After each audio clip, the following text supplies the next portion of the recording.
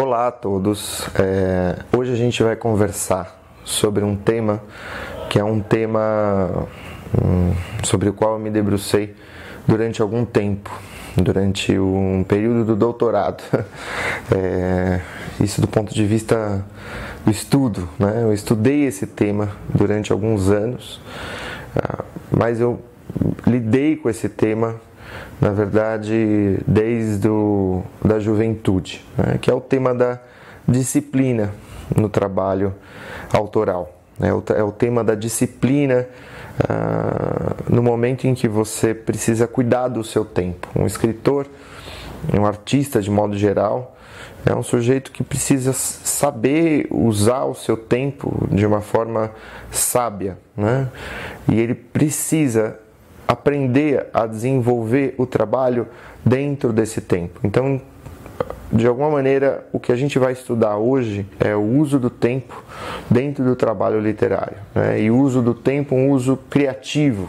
As pessoas falam, é preciso de disciplina para criar. O que a gente vai falar daqui é um pouco sobre como usar a disciplina de modo criativo, né? Não é necessariamente que você precise de disciplina para fazer a sua arte, mas você precisa lidar artisticamente com o seu tempo e com a sua disciplina. Existe um conflito, né? Todo autor ele enfrenta esse conflito, que é entre a vida e a obra. Tem gente que se entrega, né? Tem gente que funde os dois elementos, mas muitos autores, de alguma maneira, estão lutando para ter tempo, né? Estão lutando para ter tempo e tentando abrir um espaço na vida para esse tempo da escrita, né? A vida ela seduz de muitas maneiras, né? A vida ela compreende o tempo do trabalho, a vida compreende o tempo do afeto, da família, do amor, a vida compreende o tempo do descanso, do sono, do prazer, do desfrute, e a vida ela compreende um tempo que é um tempo meio sem tempo, né? É aquele tempo onde a gente mergulha e a gente não sabe exatamente o que a gente fez com esse tempo, né? Muita gente que busca as minhas oficinas de escrita criativa diz, olha, meu problema maior é tempo, né? Mas é engraçado porque na maioria das vezes quando se postula dessa forma, a gente não sabe exatamente de que tempo está se falando, né?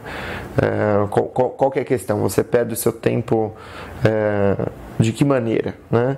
E essa questão não é nova. Na verdade, todos os escritores enfrentaram ou enfrentam de algum modo esse dilema, né? Devo amar ou devo escrever?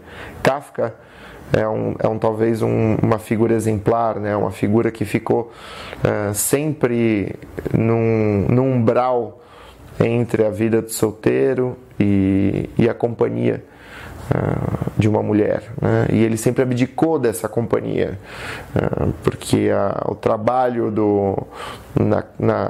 na empresa, na seguradora, né, onde ele gastava suas horas, né, com as papeladas, com a burocracia toda, tomavam o seu tempo e ele já não queria mais despender, né? Ao mesmo tempo, esse dilema colocou ele numa situação que ele não se transformou num homem, né? Ele não alcançou uma outra idade, ele nunca entrou na vida, ele nunca analisou a vida de dentro, né? Ele sempre analisou a vida de fora, ou nesse umbral, né, entre a vida e a não vida, né? E a angústia do Kafka é, em muitos sentidos, esse pavor de morrer sem ter vivido, né? Mas justamente o que o torna um homem disfuncional é o que torna ele um autor pleno, um autor múltiplo, um autor que é um clássico incontornável da literatura do século XX mundial, né? E por falar em Kafka, a escrita ela pressupõe de alguma maneira um jogo com o destino. A escrita, de alguma maneira, ela pauta a vida, né? A gente escreve para elaborar questões que são nossas, e a gente escreve um pouco para estar um pouco adiante desse destino, para de alguma maneira jogar com a relação entre passividade, né, de sujeição a um destino, e atividade, ou seja, dominar o destino, controlar o destino, ou, nas palavras do Bolanho, abolir o destino, né? A literatura, ela, assim como a viagem, né, e a gente vai falar sobre isso hoje, ela tem essa ambição de abolir o destino, que é, na verdade, colocar esse destino às avessas, né? Inverter esse jogo com o destino, né?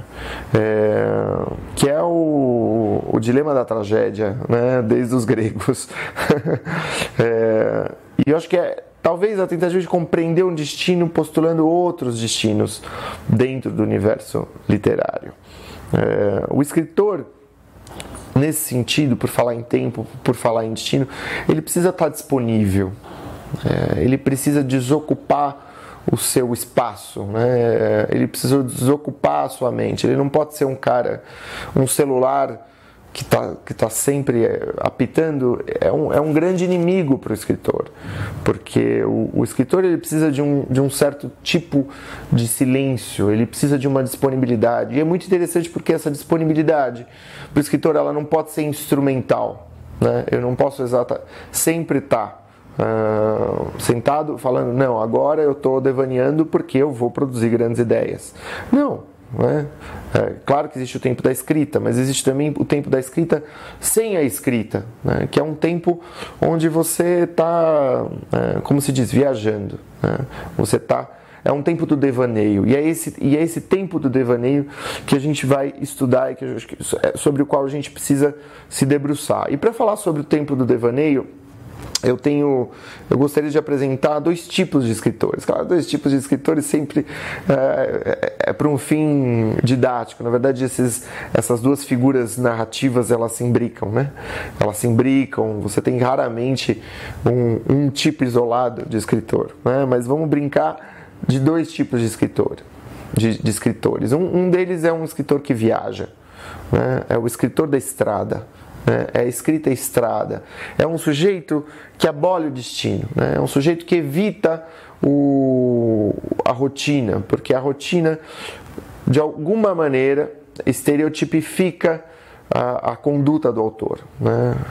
Estereotipifica a escrita desse autor, o modo de ver desse autor. As pessoas que viajam, elas querem se libertar de um modo de ver muito conhecido. Elas querem se libertar de um modo de postular a realidade a partir da língua materna. Elas querem se deixar impregnar por diferentes sotaques, elas querem que o próprio estilo seja um decantado de sotaques variados, né? E aí você tem um outro tipo de escritor, que é o escritor que fica.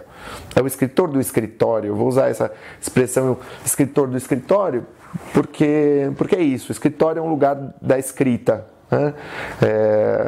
Claro, você pode escrever em qualquer lugar, você pode escrever num café, você pode escrever no banho, você pode escrever em qualquer lugar, né?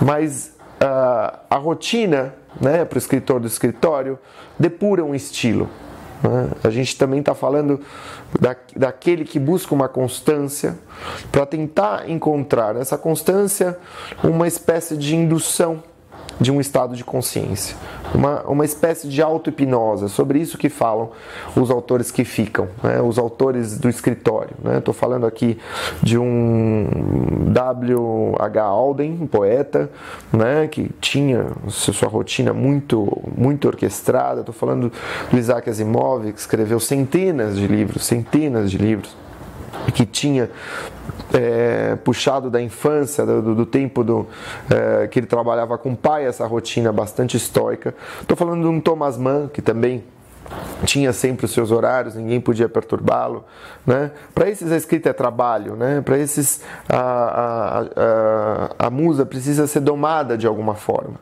né? E você tem outros. Estou falando de James Joyce, que viajou muito. Estou falando do Beckett, estou falando do Bolanho. São figuras viajantes, são figuras que partiram, que foram para muitos lugares, né? Para os quais a viagem é a metáfora da literatura. O movimento é a metáfora da escrita. E um lugar desconhecido é a metáfora de uma obra a descobrir, né? De uma obra a ser explorada, porque um lugar desconhecido já está lá. Né? E é como se a nossa obra, a obra que a gente fosse escrever, já estivesse lá também, pedindo para ser descoberta. Né? De um jeito ou de outro, tanto para o escritor que fica, quanto para o escritor que parte, tanto do escritório, quanto para o escritor da estrada, o que se busca é um estado de consciência. Né? A gente fala de inspiração, mas é um estado de consciência, é um outro tempo, né? É um outro tempo, é um outro lugar, onde a escrita se torna aberta, propícia, né? Estimulante, é um tempo estimulante que se busca. Existe uma anedota narrada por Italo Calvino, nos 6 propostas para o próximo milênio, dentro da proposta sobre a rapidez. E depois essa anedota ela é retomada pelo Ricardo Piglia, o escritor argentino, escritor e ensaísta argentino. Eu vou ler para vocês. Entre as múltiplas virtudes de Chuang Tze estava a habilidade para desenhar. O rei pediu-lhe que desenhasse um caranguejo. Chuang Tze disse que para fazê-lo precisaria de 5 anos e uma casa com 12 empregados. Passados 5 anos, não havia sequer começado o desenho. Preciso de outros 5 anos, disse Chuang Tze. O rei concordou. Ao completar-se o 10º ano, Chuang Tze pegou o pincel e, num instante, com um único gesto, desenhou um caranguejo. O mais perfeito caranguejo que jamais se viu. Bom, vocês veem que é muito interessante essa anedota, né? Porque eu acho que ela já coloca em xeque tudo que a gente discute sobre o tempo na modernidade, né? O tempo útil, o tempo fracionado, o tempo quantificável. Quando se pergunta, por exemplo, quanto tempo você vai levar para escrever esse romance, né? Ou quantas palavras você escreve por dia, ou quantas palavras vai ter esse romance, né? Quanto tempo então você vai levar do seu dia, do seu trabalho, quanto vale o seu tempo? Todas essas perguntas elas se tornam de alguma maneira obsoletas dentro da criação literária, elas perdem a importância ou elas perdem a sua simplicidade operativa, porque não existe essa simplicidade operativa dentro do tempo da criação, né? O que a gente pode pensar é, bom, esse sujeito então não estava trabalhando, né? Existe um resultado que a gente não espera, né? Ele fala, bom, o cara passou 10 anos sem pintar, mas ele não estava pintando nesses 10 anos, né? Que tempo é esse onde ele não trabalha, né? E ao mesmo tempo é uma anedota sobre a brevidade, é uma anedota sobre o poder sugestivo das anedotas curtas, né? O Walter Benjamin, no texto narrador, ele fala muito sobre o poder da concisão, textos que não se interpretam, textos que prescindem da interpretação, e justamente por prescindirem da interpretação, eles são breves, são contundentes e eles são múltiplos, polissêmicos, eles se estendem na história, né? As anedotas que perduram, né? De acordo com Calvino e de acordo com Walter Benjamin, são justamente essas histórias breves, são histórias concisas, são histórias que não trazem o pendor comunicativo, por exemplo, de um jornal, né? Que já quer iluminar tudo, quer já esclarecer tudo, quer tornar tudo palatável, assimilável, fácil de digerir, fácil de engolir e também fácil de expelir, né? Facilmente olvidável, né? Fácil de esquecer. Né? A fábula de Chuang Tze, de alguma maneira, narra tudo isso e nos coloca essa pergunta: que tempo é esse avesso ao relógio? Existe uma expressão latina que chama festina lente, que ela diz muito sobre o tempo da escrita, né? Festina lente quer dizer apressa-te devagar, apressa-te vagarosamente. É uma dessas frases que a gente pode tatuar assim no braço, sabe? Por quê? Porque ela fala, em grande medida, do tempo da escrita, que é um tempo onde a gente está todo momento ocupado, mas é que a gente avança devagar. O tempo da escrita, a gente não consegue correr na literatura. Por mais que a gente corra, né? Muitas vezes a gente está super fértil, né? Faulkner tinha momentos que ele chegou a escrever 20 mil palavras num dia, né? Faulkner, que tem uma forma, tem um estilo depurado, afiado, difícil, né? Eu não estou falando necessariamente de um autor fácil, né? E mesmo essas 10 mil palavras são pouco comparado com o fôlego que você precisa ter quando você elabora um romance. O tempo de um romance não é um tiro de 100 metros, é uma maratona. É preciso fôlego, é preciso desenvolver uma habilidade dentro desse tempo. E tem duas imagens bacanas, uma é de um editor, de um humanista veneziano.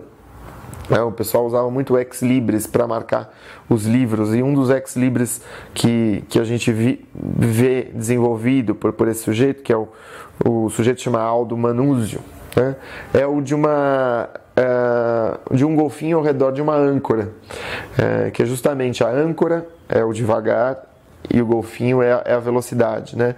É o trabalho conjunto da velocidade com o vagar. Né? É um pouco a ideia do Tai Chi Chuan. O Tai Chi Chuan, ele é lento, né?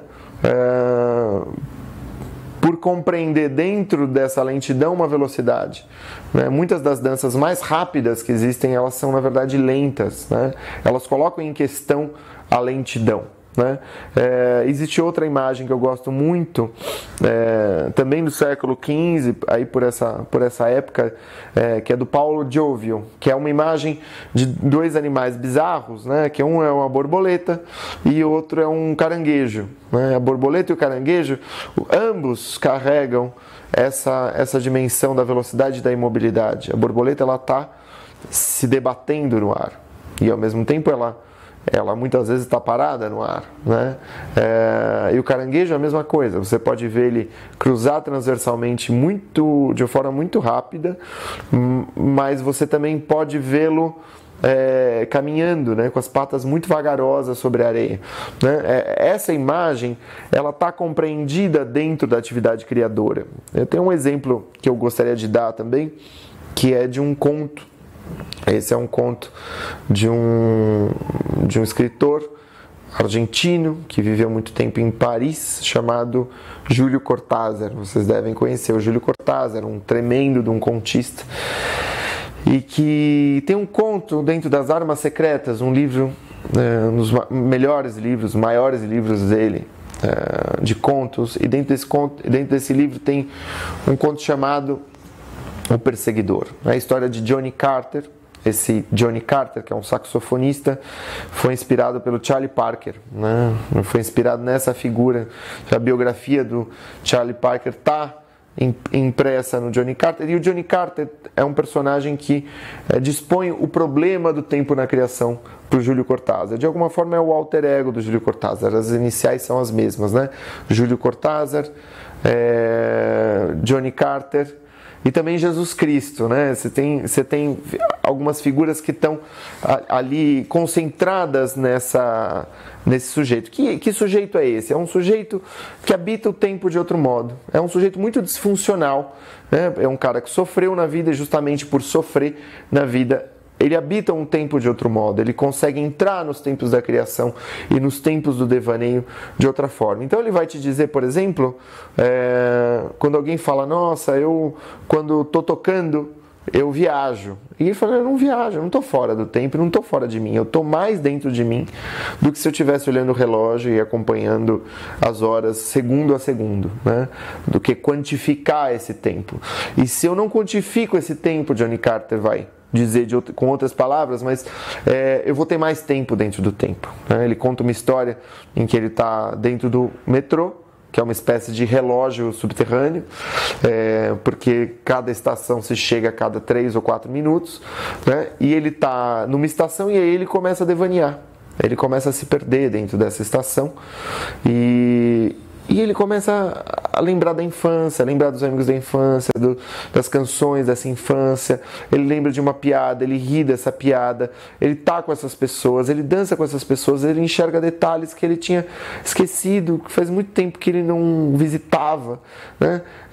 Ou seja, ele passa a habitar essa lembrança, né? E é quase como se tivesse passado 30 minutos ali dentro. Mas aí quando ele se dá conta, ele chegou na estação seguinte, ou seja, ele vive 15, 20 minutos em 5. Né? E ele fala como poderíamos ser mais felizes se a gente conseguisse viver 20 minutos em 5. Se a gente conseguisse se libertar desse tempo. Né? Desse tempo que é o tempo do relógio. Né? Ele fala que é como se eu estivesse no mesmo lugar, mas eu estivesse viajando dentro desse lugar, como alguém que entra no elevador e começa uma frase e quando termina essa frase, está no elevador, mas ele subiu 15 andares, ou seja, entre o começo da frase e o fim da frase tem 150 metros, embora pareça que eu esteja parado no mesmo lugar. O devaneio, né? A gente está aqui falando desse mesmo devaneio, que é essa disponibilidade para escrever. Existe um fotógrafo chamado Walker Evans que fez justamente isso. Ele foi para a rua, Nova York, década de 30, sempre no inverno, porque ele precisava de um casaco, e era um casaco que escondia uma câmera fotográfica cuja lente se projetava sutilmente, discretamente entre dois botões, né? Ou seja, tinha uma abertura e ele tinha um cabo com um obturador na mão. Então ele andava, se sentava e ele tirava fotos inadvertidas das pessoas. É algo que hoje a gente não pode mais fazer, porque existem coisas que são direitos autorais, direitos de uso de imagem, direito de imagem. Isso que ele fez nessa época, ele não poderia fazer hoje. Mas é muito interessante que ele tenha feito, porque ele conseguiu captar centenas de imagens de pessoas nos seus teatros mentais, dentro das suas salas de cinema íntimas.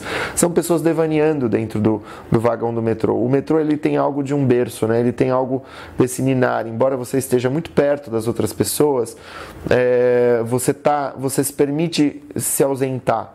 E nessa ausência você de alguma maneira se desarma, você desarma teu olhar, você desarma tua expressão, você desarma a sua postura, e nesse desarmar você se apresenta de forma mais nua, e nessa nudez o teu devaneio fica quase visível. Então você vê na expressão facial dessas pessoas essas piadas, essas histórias infantis. Você vê alguém fazendo contas, você vê alguém muito compenetrado numa oração, você vê alguém indignado, você vê expressões de indignação, você vê expressões de lassidão, você vê expressões eróticas, expressões perdidas, né? Você vê essa nudez que para o Walker Evans, esse fotógrafo genial, recomendo muito o trabalho dele, um retrato da humanidade deveria ser assim. Deveria ser um retrato não posado, deveria ser um retrato nu dessa humanidade, né? É isso que a gente vai chamar de daydreaming, né? É um sonho diurno em inglês, é a expressão desse sonho diurno. Freud, ele tem muitos exemplos, Sigmund Freud, psicanalista, tem muitos exemplos que ele encontra na análise disso. Por exemplo, tem um relato de uma mulher que ela se topa consigo chorando na rua. E aí ela fala, por que eu estou chorando? Né? Freud ajuda ela a resgatar essa lembrança. E aí o que ela vai falar? Mas é que eu estava pensando num sujeito, num pianista famoso que vai tocar não sei aonde, e aí de repente eu comecei a fantasiar que eu conhecia esse pianista, né? Que eu me casava com esse pianista, me unia a esse pianista, né? Tinha um enlace amoroso com esse pianista, tinha um filho com esse pianista. Essa é uma paciente que não tinha filhos, tinha muita dificuldade de engravidar, né? Ela tinha isso como um dilema. E o pianista me abandonava, né? com um bebê. E eu estava chorando de tristeza e de solidão por esse amor, né, que eu perdi. Ou seja, a mulher estava devaneando, ela estava perdida dentro do próprio devaneio. Ela construiu uma narrativa, né? E aí é que a gente chega, né, desse estado outro que todos têm, né, que é a narrativa do devaneio, né? É a narrativa que Freud vai analisar e a gente vai tentar analisar com ele na última parte. Existe um conto, que é um conto espetacular do Machado de Assis, que se chama O Cônego ou a Metafísica do Estilo. Esse conto antecipa em alguns anos, é um conto de 1896, a interpretação dos sonhos é de 1900, ou seja, ele antecipa em alguns anos a descoberta do inconsciente, né? O Freud descreve o inconsciente na interpretação dos sonhos e Machado de Assis descreve esse inconsciente de forma brilhante dentro da elaboração de um discurso, de um sermão desse padre, né, que está super nervoso, que tem que fazer esse sermão. Esse sermão foi alardeado aos quatro ventos pelos jornais, está todo mundo esperando, e ele gela. O sujeito é um sujeito que fica, né, tá na sua, está vivendo as suas coisas, é um sujeito admirável e é obrigado a fazer um discurso, porque convidam ele a fazer esse discurso. E o que é mais interessante é que ele descreve dentro da cabeça desse cônego a busca de um substantivo por um adjetivo, que ele acaba chamando de Sílvia e de Sílvio, que se encontram e que vão penetrando e escapando de várias camadas, vários substratos da memória e do esquecimento. É muito interessante pensar que, na verdade, Machado antecipa Freud, mas o Freud, ele só descobre o inconsciente, né? Se o Freud se vale dos seus pacientes para conceituar, né, a noção do inconsciente, é só por meio das suas leituras que o Freud é capaz de nomear esse inconsciente, né? A gente está aqui destacando duas leituras. Uma é a leitura do Shakespeare, outra é a leitura do Sófocles, né? Hamlet, Édipo Rei, né? A gente tem isso como base da construção da figura do Édipo, complexo de Édipo, e Hamlet representa na interpretação dos sonhos um paradigma também, né?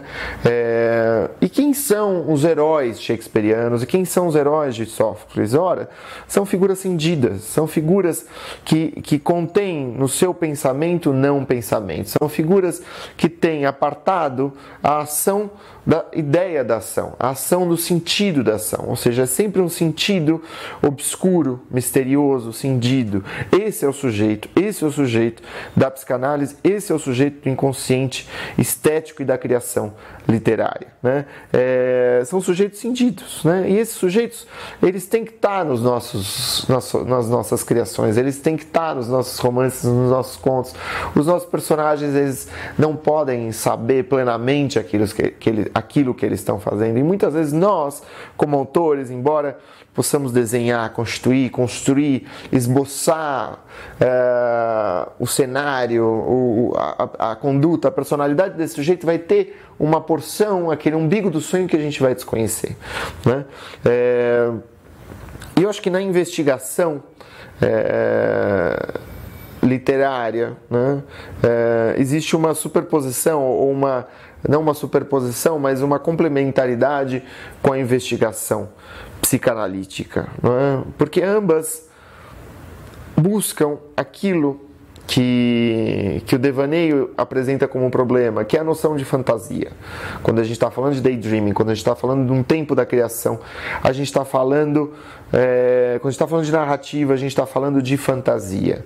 A gente está falando daquilo que se constitui dentro de uma realidade outra, que não é uma realidade material e comum, né, que isso já foi problematizado dentro da filosofia, dentro da ciência, e vai ser problematizado na psicanálise como realidade psíquica, né? Ora, o que é uma realidade psíquica, né?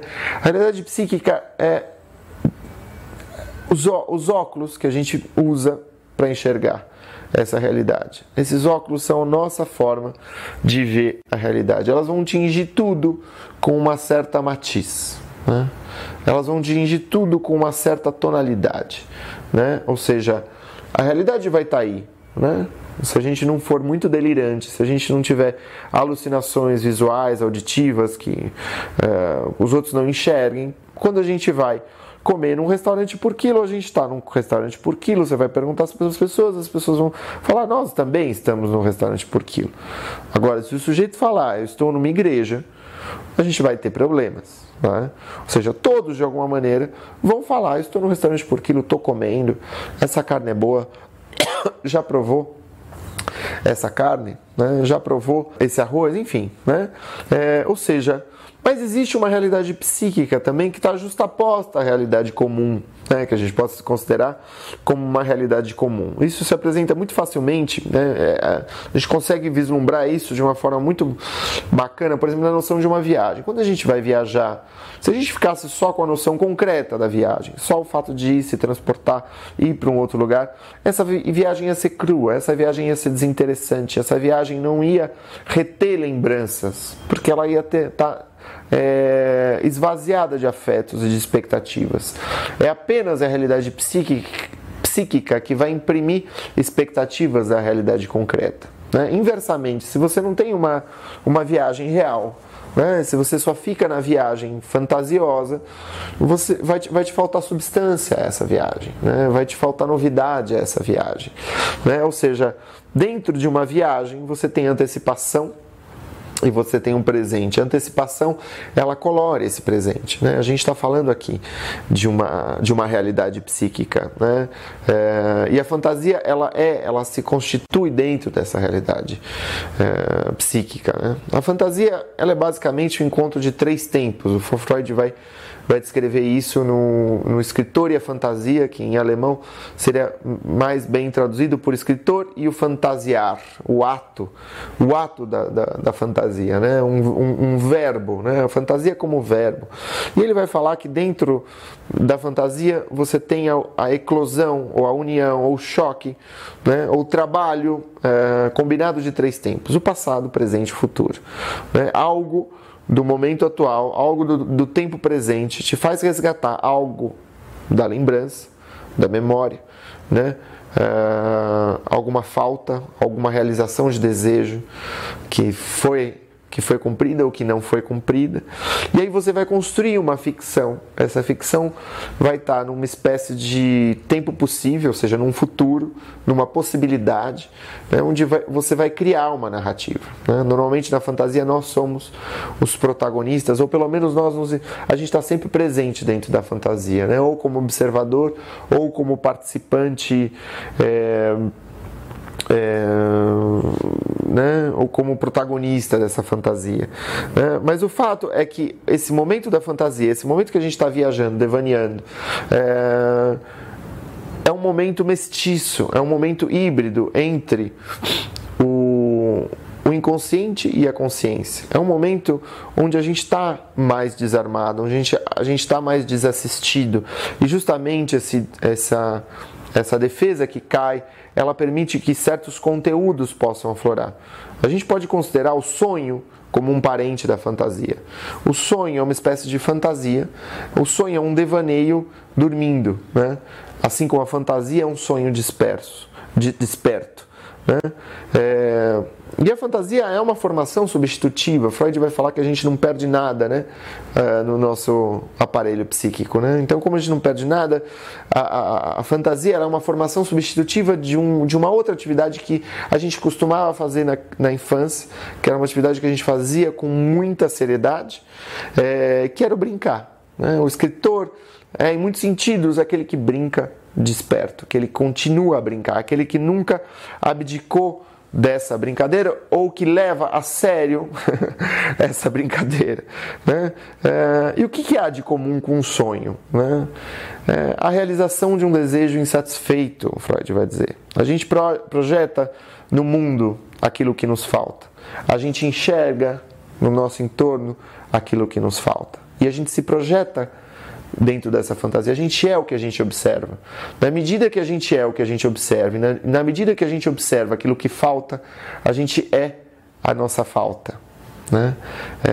E é muito interessante, porque a gente está falando aqui do que torna impalpável a realidade mais concreta, né?